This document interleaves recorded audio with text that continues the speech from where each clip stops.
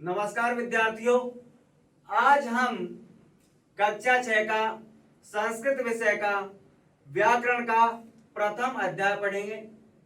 विद्यार्थियों, संस्कृत व्याकरण का प्रथम अध्याय है संस्कृत भाषा एवं व्याकरण। देखिए, किसी भी भाषा को शुद्ध बोलने, शुद्ध लिखने और शुद्ध पढ़ने के लिए व्याकरण की आवश्यकता होती है।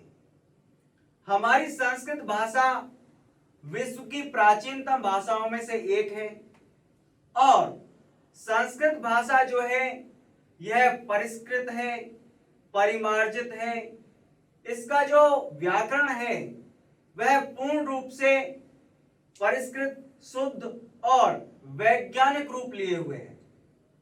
इसमें हम जो लिखते हैं वही बोलते हैं, जो बोलते हैं वही लिखते हैं और वही पढ़ते हैं। किसी प्रकार का कोई अंतर नहीं होता। इसलिए संस्कृत भाषा जो है एक परिमार्जित भाषा है, परिष्कृत भाषा है। आइए हम इसे विस्तार से समझते हैं। सबसे पहली बात है संस्कृत भाषा। तो संस्कृत भाषा भारतीय उपमहाद्वीप की भाषा है। मैंने आपको जैसा बताया, संस्कृत जो है वो प्राचीनतम भाषाओं में से एक है। संस्कृत से अनेक भाषाओं का विकास हुआ। तो संस्कृत भाषा जो है वह भारतीय उपमहाद्वीप की भाषा है। आगे हम बात करें तो यह भाषा देववाणी, सुरवाणी, ठीक है, और गिरवाण भारती आदि नामों से भी संबोधित की जाती है। अब बात करते हैं संस्कृत भाषा के अन्य नाम। तो संस्कृत भाषा को हम सबसे पहली बार देखें तो देववाणी मतलब है देवताओं की वाणी, क्योंकि यह सबसे प्राचीन भाषा है और इसका प्रयोग सनातन काल से चला आ रहा है। ठीक है, ये देववाणी इसका दूसरा नाम है। इसके बाद इसे सुरवाणी भी कहा जाता है। सुरवाणी का भी वही अर्थ है जो हमने अभी अभी देखा। ठीक है, और इसका अन्य नाम है गिरवाण भारती। ठीक है, इन तीन अन्य नामों से भी संस्कृत भाषा को जाना जाता है। अब हम बात करते हैं एग्जाम में प्रश्न कैसे आता है और उस प्रश्न का उत्तर हम कैसे ढूंढें। तो आप जो भी पढ़ते हैं उसे समझकर आराम से पूरे ध्यान के साथ पढ़ें। हमने अभी अभी पढ़ा कि संस्कृत भाषा जो है वह देववाणी, सुरवाणी और गिरवाण भारती आदि नामों से भी जानी जाती है। आपका प्रश्न हो सकता है संस्कृत भाषा को अन्य किन नामों से जाना जाता है? संस्कृत भाषा को अन्य किन नामों से जाना जाता है? तो अभी अभी हमने पढ़ा संस्कृत भाषा को देववाणी, सुरवाणी और गिरवाण भारती आदि अन्य नामों से भी संबोधित किया जाता है। ठीक है, यदि हम आगे देखें तो यह विश्व की प्राचीनतम भाषाओं में से एक है। मैंने आपको पहले भी बताया था संस्कृत भाषा विश्व की प्राचीनतम भाषाओं में से एक है। और यदि यह कहा जाए कि बाकी सभी भाषाओं की उत्पत्ति, बाकी सभी भाषाओं का विकास संस्कृत से हुआ है तो कोई बड़ी बात नहीं होगी, क्योंकि संस्कृत भाषा सबसे प्राचीन है। इस बात के प्रमाण मिलते हैं। मैं आपको बता रहा था यह विश्व की प्राचीनतम भाषाओं में से एक है। तो विश्व में बहुत सारी प्राचीन भाषाएं हैं, लेकिन प्राचीनतम उन प्राचीन भाषाओं से भी प्राचीन यदि कोई है तो वह संस्कृत भाषा है। यहां तक क्लियर होगा। अब देखिए आगे, यह भाषा अनेक भारतीय भाषाओं की जननी है। जैसा मैंने आपको बताया, भारत में वर्तमान में जितनी भाषाएं बोली जाती हैं उनमें से अधिकांश जो भाषाएं हैं उनकी जननी संस्कृत है। उनका विकास संस्कृत भाषा से हुआ। यह भाषा अनेक भारतीय भाषाओं की जननी है, यानी मां है, जन्म देने वाली है, विकास करने वाली है। यथा जैसे हिंदी, बांग्ला, मराठी, पंजाबी आदि। हिंदी, बांग्ला, पंजाबी, मराठी आदि, ये सारी भाषाएं जो हैं इनकी उत्पत्ति और इनका विकास जो है वो संस्कृत भाषा से माना जाता है। इनकी मूल जो है वह संस्कृत भाषा है। संस्कृत में वैदिक धर्म से संबंधित लगभग सभी धर्म ग्रंथों की रचना हुई। देखिए, संस्कृत जो है, यदि हम इसके इतिहास की बात करें तो संस्कृत में वैदिक धर्म से संबंधित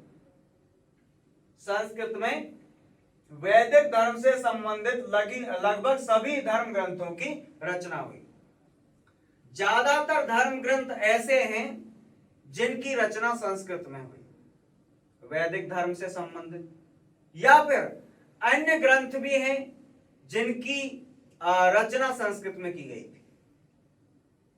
जैसे धर्म, दर्शन, राजनीति, विज्ञान, ज्योतिष, आयुर्वेद, नीति, शिल्पकला इत्यादि। ये बहुत सारे ऐसे ग्रंथ हैं जो संस्कृत भाषा में लिखे गए। बहुत लंबा समय होने के कारण हम इन्हें प्रत्यक्ष रूप में नहीं देख पाते, इसलिए शायद, बल्कि ये सत्य है कि ये सारे जो धर्म ग्रंथ हैं या अन्य ग्रंथ हैं इनकी रचना संस्कृत में हुई थी।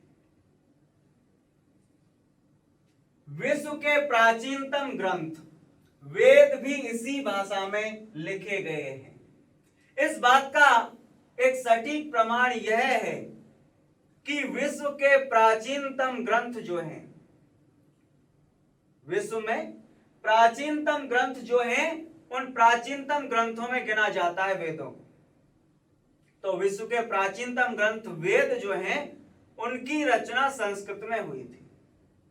इस बात से यह साबित होता है कि जब विश्व के प्राचीनतम ग्रंथों की रचना संस्कृत में हुई तो वेदों के बाद में जिन ग्रंथों की रचना हुई थी वह भी निश्चित संस्कृत में ही हुई होगी। ठीक है, तो ये ग्रंथ आज भी संसार के पथ प्रदर्शक बने हुए हैं। ये 4 वेद हैं और ये चारों वेद आज भी संसार के पथ प्रदर्शक बने हुए हैं। संसार के लोगों को रास्ता दिखाते हैं, उनके जीवन जीने की शैली, उनका जीवन जीने का तरीका, ये सबके बारे में हमें सिखाते हैं। तो ये ग्रंथ आज भी संसार के पथ प्रदर्शक बने हुए हैं। नीति है, शिल्पकला है, दर्शन है, राजनीति है, आयुर्वेद है, ज्योतिष है, ये सारे ग्रंथ। संस्कृत भाषा का व्याकरण पूर्णतः वैज्ञानिक, शुद्ध एवं परिष्कृत है। यह बात जान लेना अत्यंत आवश्यक है कि संस्कृत भाषा जो है उसका व्याकरण पूर्णतः वैज्ञानिक है। ठीक है, यह प्रयोगों पर आधारित है, परिष्कृत है, उसमें किसी प्रकार की कोई त्रुटि की गुंजाइश नहीं है, कोई खोट या दोष बिल्कुल नहीं है। संस्कृत भाषा का व्याकरण पूर्णतः वैज्ञानिक है, ठीक, शुद्ध एवं परिष्कृत है, बिल्कुल शुद्ध है और परिष्कृत है। अनेक प्रकार से यह भाषा अन्य भाषाओं से विशिष्ट है। अब प्रश्न बनता है कि संस्कृत भाषा अन्य भाषाओं से विशिष्ट क्यों है? संस्कृत भाषा अन्य भाषाओं से विशिष्ट क्यों है? तो हमारा उत्तर है संस्कृत भाषा का व्याकरण पूर्णतः वैज्ञानिक है। ठीक है, जिस प्रकार से विज्ञान में हर बात प्रयोगों पर आधारित होती है, हर बात सिद्ध होती है, ठीक इसी प्रकार से संस्कृत व्याकरण जो है वह उसका सिद्ध रूप होता है। व्याकरण पूर्णतः वैज्ञानिक, शुद्ध एवं परिष्कृत है। परिष्कृत होने के अलावा अनेक प्रकार से यह भाषा अन्य भाषाओं से विशिष्ट है। तो संस्कृत भाषा का व्याकरण पूर्णतः वैज्ञानिक, शुद्ध एवं परिष्कृत होने के कारण यह अन्य भाषाओं से विशिष्ट है। इसमें हम जैसा लिखते हैं वैसा ही पढ़ते हैं और बोलते भी। देखिए, कई भाषाएं ऐसी हैं जिनमें हम लिखते कुछ और हैं और उसे पढ़ते कुछ और हैं, यानी उसका उच्चारण जो है कुछ अलग तरीके से होता है। लेकिन संस्कृत में हम जो लिखेंगे वही पढ़ेंगे, जो लिखा जाएगा वही पढ़ा जाएगा, उसका उच्चारण बिल्कुल समान होगा, किसी प्रकार का कोई अंतर नहीं होता। तो इसलिए भी यह संस्कृत भाषा जो है वो अन्य भाषाओं से अलग है, विशिष्ट है, श्रेष्ठ है। अतः संस्कृत भाषा की परिभाषा निम्न प्रकार से हो सकती है। अभी आपने पढ़ा कि संस्कृत प्राचीनतम भाषाओं में से एक है।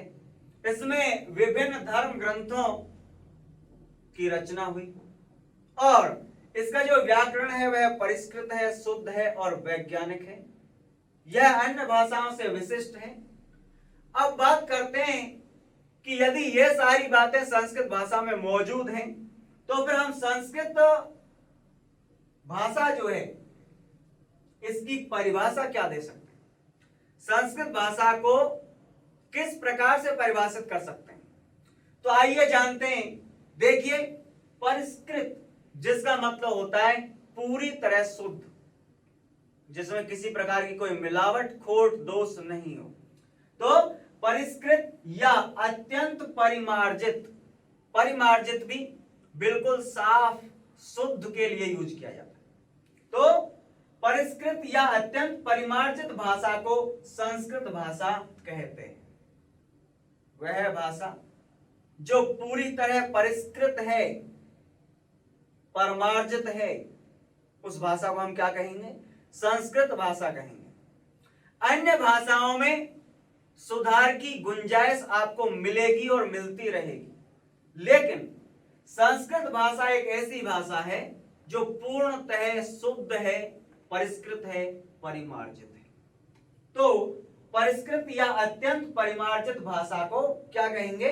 संस्कृत भाषा कहेंगे। तो यह संस्कृत भाषा जो है उसकी डेफिनेशन आपको समझ लेनी चाहिए। आगे बात करते हैं। भाषा शब्द संस्कृत की भास धातु से बना है। हम संस्कृत के विभिन्न अध्यायों में पढ़ते हैं धातु, धातु के विषय में आप जानते हैं। तो संस्कृत भाषा जो है, तो भाषा के बारे में हम जान रहे हैं। भाषा शब्द संस्कृत की भास धातु से ही बना है और भास धातु जो होती है उसका अर्थ होता है बोलना या कहना। भास धातु का अर्थ क्या है? बोलना या कहना। ठीक है, तो भास धातु से बना भाषा शब्द, उसका अर्थ भी क्या हो जाएगा? बोलना या कहना। ठीक है, चूंकि मनुष्य एक सामाजिक प्राणी है, हम सब समाज में रहते हैं, एक दूसरे के साथ मिलजुल कर रहते हैं, तो सामाजिक प्राणी होने के नाते समाज में रहकर ही वह अपने विचारों का आदान प्रदान करता है। हम समाज में रहते हैं, अपनी बात सामने वाले को कहते हैं और उसकी बात हम सुनते हैं। तो हमारे जो विचार हैं इनका आदान प्रदान जो हम करते हैं, सामने वाले की बात सुनना और सामने वाले को कुछ कहना, ये प्रक्रिया जो होती है वो भाषा के माध्यम से ही होती है। तो समाज में रहकर ही वह अपने विचारों का आदान प्रदान करता है। अतः अपने विचारों को एक दूसरे तक पहुंचाने के लिए वह भाषा का ही सहारा लेता है। अपने विचारों को एक दूसरे तक पहुंचाने के लिए हम किसका सहारा लेते हैं? भाषा का सहारा लेते हैं। यदि भाषा नहीं होती तो हमें कुछ समझ में नहीं आता, सामने वाले के विचार क्या है, सामने वाला क्या चाहता है, उसे क्या आवश्यकता है, कोई पता नहीं, और ना ही हम अपने विचारों को किसी के सामने प्रकट कर पाते। तो आशा करता हूं भाषा के विषय में आपको जानकारी अच्छी लगी होगी और समझ आया होगा। आइए अब आगे बढ़ते हैं। आपने भाषा की परिभाषा और व्याकरण के विषय में जाना। आइए अब हम देखते हैं भाषा के प्रमुख भेद। विद्यार्थियों, भाषा के दो भेद होते हैं। मुख्यतः भाषा में अभिव्यक्ति के दो भेद माने गए। कितने भेद माने गए? दो। उन दो में पहला है मौखिक। पहला क्या है? मौखिक। और दूसरा है लिखित। कहने का तात्पर्य है दो तरीके से हम अपने विचारों को प्रकट करते हैं, या तो बोलकर या लिखकर। आइए देखते हैं मौखिक जो है भाषा का भेद। मौखिक क्या होता है? जब हम अपने विचारों को मुख से बोलकर दूसरे के सामने प्रकट करते हैं। हमारे विचार जो हैं, हमारी बात जो है, उसे हम दूसरे के सामने क्या करेंगे? मुख से बोलकर प्रकट करेंगे। कैसे प्रकट करेंगे? मुख से बोलकर प्रकट करेंगे। ठीक है, तो वह मौखिक भाषा कहलाती है। कैसी भाषा कहलाएगी वो? मौखिक भाषा कहलाती है। जब हम हमारे विचारों को मुख से बोलकर प्रकट करते हैं तो वह मौखिक भाषा कहलाती है। जैसे बातचीत, किसी से बात करना, नाटक, भाषण, रेडियो प्रसारण, दूरदर्शन। ठीक है, दूरदर्शन पर आप सुनते हैं, रेडियो पर आप सुनते हैं। ठीक है, सामने वाला बोल रहा होता है, उसकी बातों को हम सुनकर समझते हैं। दूरभाष, यही दूरभाष पर होता है। टेलीफोन पर भी हम सामने वाले की बात सुनते हैं। आदि पर बातचीत वास्तव में भाषा मूल रूप से मौखिक होती है। भाषा का जो मूल स्वरूप है वह कैसा है? मौखिक है। जब भाषा की उत्पत्ति हुई तो सबसे पहले मौखिक भाषा का रूप सामने आया। ठीक है, बाद में लिखित रूप अस्तित्व में आया। तो वास्तव में भाषा मूल रूप से मौखिक होती है। मौखिक भाषा के आधार पर ही भाषा का लिखित रूप अस्तित्व में आया। तो हमारा प्रश्न बनता है कि भाषा के कितने भेद हैं? तो मुख्य रूप से भाषा के दो भेद हैं, मौखिक और लिखित। ठीक है, अब हम देखेंगे लिखित रूप। भाषा का दूसरा रूप जो है, दूसरा भेद जो है, वह है लिखित। जब हम अपने भावों अथवा विचारों को लिखकर व्यक्त करते हैं। कैसे व्यक्त करते हैं? लिखकर। हमारे भाव जो है, हमारे विचार जो है, हमारे मन की बात जो है, उसे जब हम लिखकर व्यक्त करते हैं, लिखकर प्रकट करते हैं, ठीक है, अथवा लिखित रूप में दूसरों के विचारों को पढ़कर समझते हैं। कोई दूसरा व्यक्ति है, उसके लिखित रूप को हम पढ़ते हैं और समझते हैं। जैसे कि किसी का पत्र पढ़ना, पत्र पढ़कर हम समझते हैं कि उसके विचार क्या हैं। तो लिखित रूप में दूसरों के विचारों को पढ़कर समझते हैं, तो वह लिखित भाषा कहलाती है। कैसी भाषा कहलाती है? लिखित भाषा। चाहे हम अपने विचारों को लिखें, ठीक है, और प्रकट करें, या सामने वाले की लिखी हुई बात को हम पढ़ें। ठीक है, यह भाषा का लिखित रूप होगा। जैसे कि अब देखो, यहां दादाजी अखबार पढ़ रहे हैं, तो दादाजी अखबार पढ़ रहे हैं। अखबार जो है वो प्रिंट मीडिया है। ठीक है, तो अखबार पढ़ रहे हैं, अखबार में लिखा हुआ है, जो पत्रकार हैं, प्रकाशक हैं, उनके विचार जो हैं वो अखबार में लिखे हुए हैं, और उन लिखे हुए विचारों को दादाजी पढ़कर समझ रहे हैं। तो ये हुआ लिखित रूप।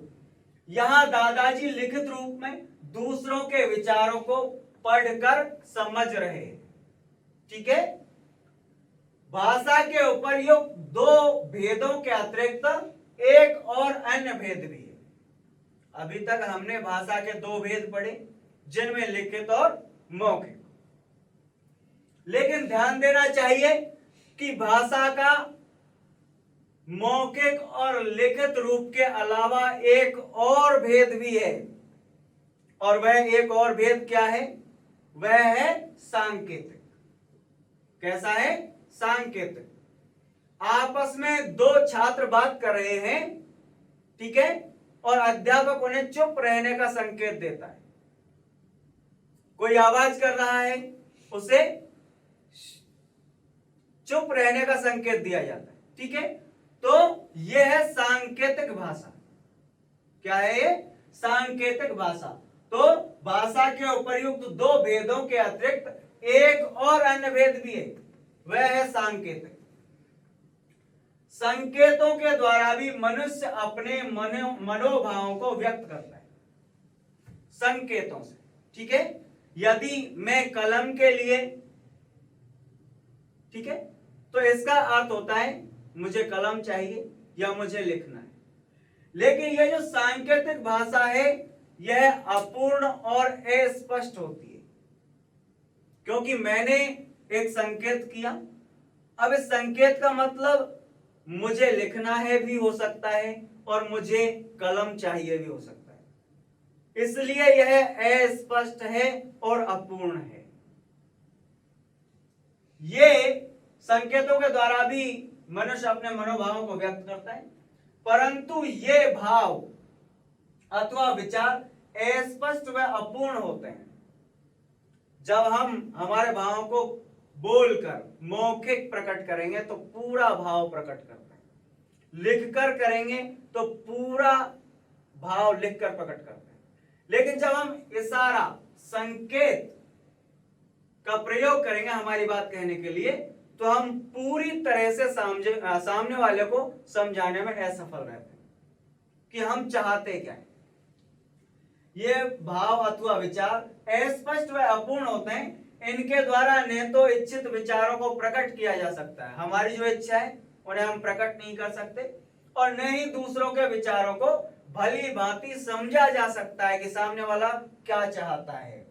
ठीक है, इसी कारण व्याकरण में सांकेतिक भाषा को विशेष महत्व नहीं दिया गया है।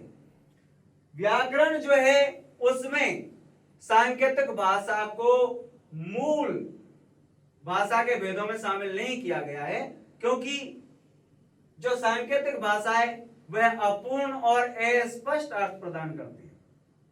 तो भाषा के मुख्यतः दो भेद, मौखिक और लिखित। आशा है दोनों रूप आपको समझ में आए होंगे। आइए अब आगे देखते हैं।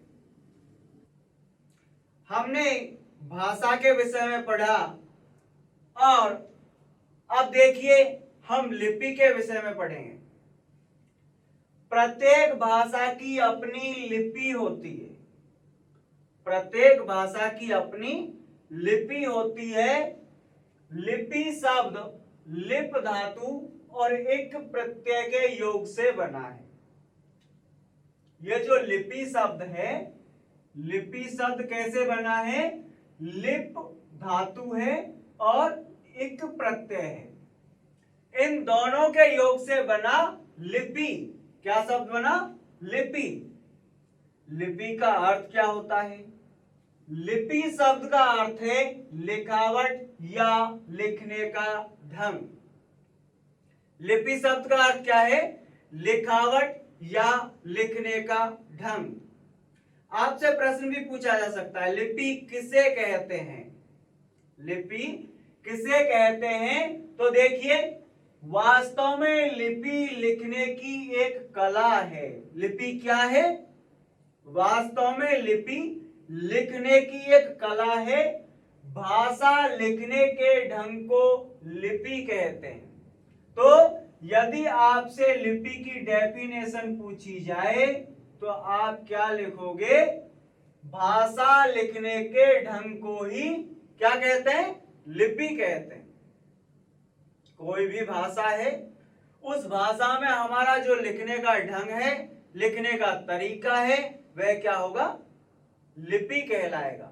भाषा का लिखित रूप ही लिपि होता है। ठीक है, आशा करता हूं समझ में आया होगा।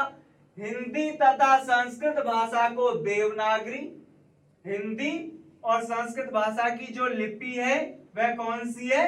देवनागरी लिपि है। कौन सी लिपि है? देवनागरी।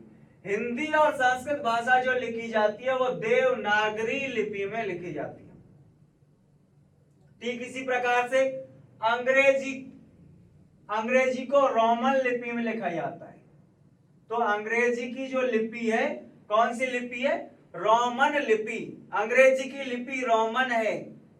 ठीक है, इसी प्रकार से उर्दू की फारसी, पंजाबी की गुरुमुखी। तो यह अपनी अपनी भाषाओं की अलग अलग लिपि होती है। ठीक है, अब आइए देखते हैं संस्कृत व्याकरण। व्याकरण शब्द की निष्पत्ति वी धन आ धन क्री धन लुट से हुई है। व्याकरण शब्द जो है, व्याकरण शब्द की निष्पत्ति जो है संस्कृत में वी धन आ धन क्री धन लुट से हुई है। अर्थात व्याकरण शब्द की निष्पत्ति वी एवं आ उपसर्ग पूर्वक, वी एवं आ उपसर्ग पूर्वक क्री धातु है। क्री का अर्थ क्या होता है? करना। क्री का अर्थ करना। और ल्युट जिसका हो जाता है अन, प्रत्यय करने पर होती है। ठीक है, तो व्याकरण की निष्पत्ति समझी आप लोगों ने। आइए अब देखते हैं व्याकरण है क्या। संस्कृत व्याकरण बहुत विस्तृत, क्रमबद्ध एवं सुव्यवस्थित है। अन्य व्याकरण ऐसी नहीं है। संस्कृत व्याकरण पूरी तरह क्रमबद्ध है, सुव्यवस्थित है और विस्तृत है, बहुत बड़ी है। यह व्याकरण इतना विस्तृत एवं परिष्कृत है कि संसार की किसी भी भाषा का व्याकरण इसकी तुलना नहीं कर सकता। संस्कृत भाषा व्याकरण जो है वह इतनी सुव्यवस्थित है, परिष्कृत है और विस्तृत है कि संसार की कोई भी भाषा का व्याकरण जो है वह संस्कृत भाषा के व्याकरण की तुलना नहीं कर सकता। कहा जाए सीधे शब्दों में तो संस्कृत व्याकरण जो है उसके मुकाबले अन्य किसी भाषा का व्याकरण नहीं है। देखिए, यह अपने आप में पूर्ण व्याकरण है। संस्कृत व्याकरण अपने आप में पूर्ण व्याकरण है। मैंने आपको पहले भी बताया, अन्य भाषाओं का जो व्याकरण है उसमें सुधार की गुंजाइश है, उसमें निरंतर सुधार होते हैं, लेकिन संस्कृत व्याकरण जो है उसमें कोई सुधार की गुंजाइश नहीं है, वह अपने आप में परिपूर्ण है। ठीक है, व्याकरण भाषा के शुद्ध अशुद्ध होने का ज्ञान कराने वाला शास्त्र है। अब यदि बात करें व्याकरण के डेफिनेशन की तो आप कह सकते हैं व्याकरण, ठीक है, भाषा के शुद्ध अशुद्ध होने का ज्ञान कराने वाला शास्त्र है। यदि पूछ लिया जाए कि व्याकरण क्या है तो व्याकरण भाषा के शुद्ध अशुद्ध, ठीक है, वह भाषा शुद्ध है या अशुद्ध है, इस बात का पता हमें चलता है, इस बात का ज्ञान हमें होता है व्याकरण से। ठीक, व्याकरण वह शास्त्र है जो हमें शुद्ध अशुद्ध का ज्ञान कराता है। व्याकरण वह शास्त्र है जो हमें शुद्ध लिखना, शुद्ध पढ़ना और शुद्ध बोलना सिखाता है। यदि हम भाषा का शुद्ध ज्ञान करना चाहते हैं तो जरूरी है व्याकरण का ज्ञान होना। व्याकरण का ज्ञान नहीं है तो आप भाषा का शुद्ध ज्ञान नहीं प्राप्त कर सकते। व्याकरण में शुद्ध उच्चारण व शुद्ध लेखन का ज्ञान प्राप्त होता है। व्याकरण जो है वह शुद्ध उच्चारण करना सिखाता है, शुद्ध उच्चारण कैसे करना है और शुद्ध लिखना कैसे, ये ज्ञान हमें व्याकरण करवाता है। व्याकरण के ज्ञान के बिना शुद्ध बोलना अत्यंत कठिन है। जब तक आपको व्याकरण का ज्ञान नहीं है आप शुद्ध बोल नहीं सकते। शुद्ध बोलना भी व्याकरण के ज्ञान के बिना कठिन है। अशुद्ध बोलोगे, अशुद्ध लिखोगे, ठीक है। यह हमें छोटी बड़ी मात्राओं के उच्चारण, लिंग, वचन आदि का ज्ञान कराता है। और जैसे एक एग्जाम्पल द्वारा समझते हैं, मैं मंदिर जाएगी, तो आप देखोगे जाएगी, यहां ये गलत है, अशुद्ध है। मैं मंदिर जाऊंगी, ठीक है, यहां क्या होगा, मैं मंदिर जाऊंगी, तो ये शुद्ध हो जाएगा। अब हम एक नजर भारत की प्रमुख भाषाओं पर डालते हैं, जिनमें 22 भाषाएं आपके सामने हैं। संस्कृत, हिंदी, पंजाबी, कोंकणी, तमिल, कन्नड़, उर्दू, सिंधी, नेपाली, मराठी, गुजराती, तेलुगु, बंगला, मलयालम, उड़िया, कश्मीरी, मणिपुरी, असमिया, डोगरी, संथाली, बोडो और मैथिली। इस प्रकार से ये भारत की प्रमुख भाषाएं हैं, 22 भाषाएं। आइए अब हम आगे देखें।